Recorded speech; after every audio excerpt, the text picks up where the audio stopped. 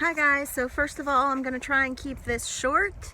I'm outside with the kids, so if I abruptly dropped my phone or stopped this video, that is why.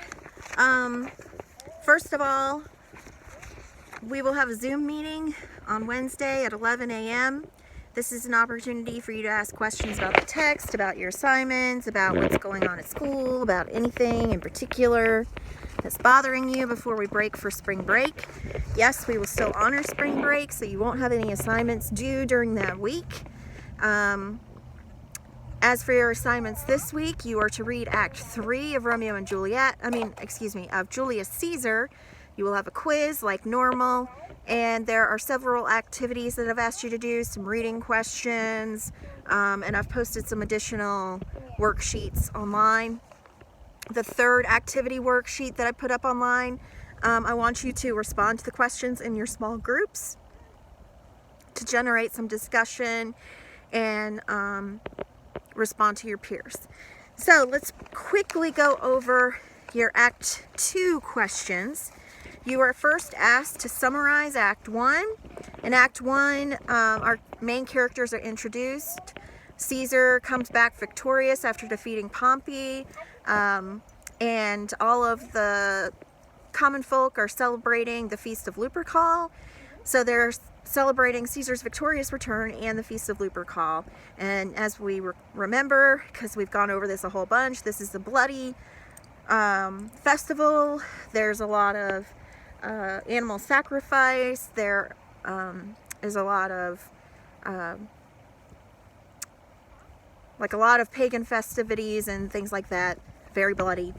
During this time, Antony's running a race in honor of Caesar during the festival. Cassius tries to persuade Brutus to join the conspirators' side, and omens start to appear. Things like fire burning from the skies, lions prowling the streets, ghosts moaning, things like that. It's pretty ominous, and this takes place on February 14th and 15th.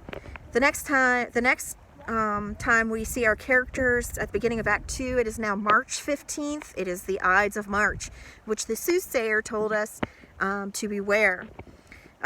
So our first question is, what was the message in the forged letters Brutus received? It says, Brutus, you're sleeping. Wake up.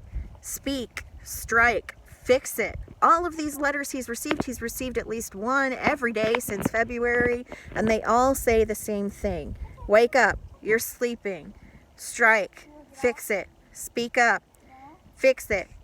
He says his ancestors were some of the ones that drove Tarquin from the streets. He was the last king of Rome, and that he should have the power to fix whatever is wrong in Rome. Why does Brutus want to stop Caesar? Brutus compares Caesar to an unhatched snake.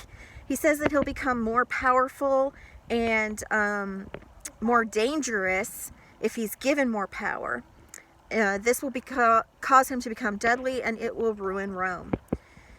You were given an exit slip. Cassius and Brutus disagree about who should be hurt. Who do you think is right, and what do you think will happen? So I want to know what your opinions are. Who do you think was right in this instance? Ultimately, Brutus is able to convince the conspirators not to kill Antony.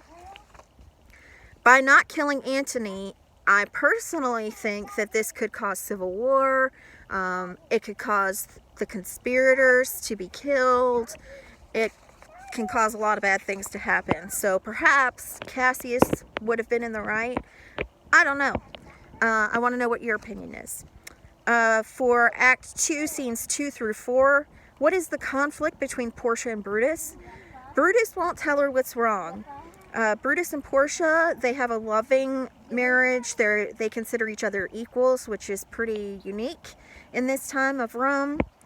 She wants him to consider an equal and tell her what is up. Who are these people? Why are they in their house? And what is he conspiring? The next thing it asks you for is the interpretation of Calpurnia's dream. There are two interpretations. The first one that was interpreted by the priests and the soothsayers is that her dream will cause doom.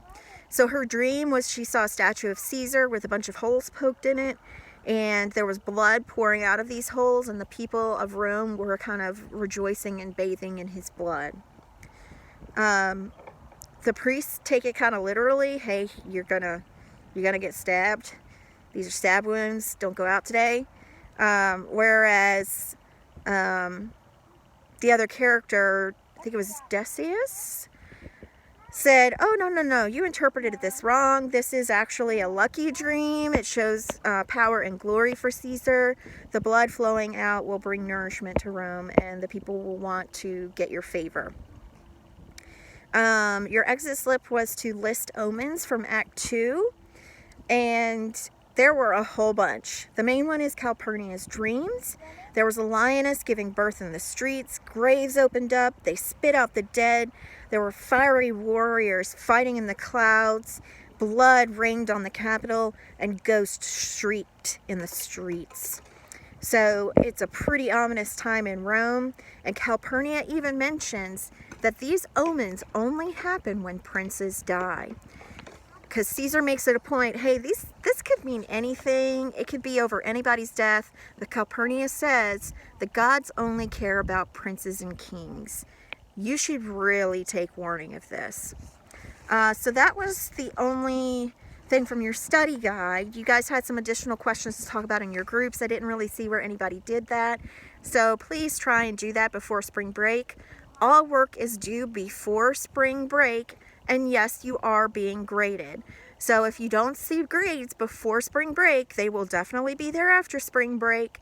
I'm touching base with you as much as I can. Please take advantage of the Zoom meeting on Wednesday. I'll send an email out with the link Tuesday night, and I will also post it to our page. If you have any questions, please reach out. I will talk to you all hopefully soon. See ya.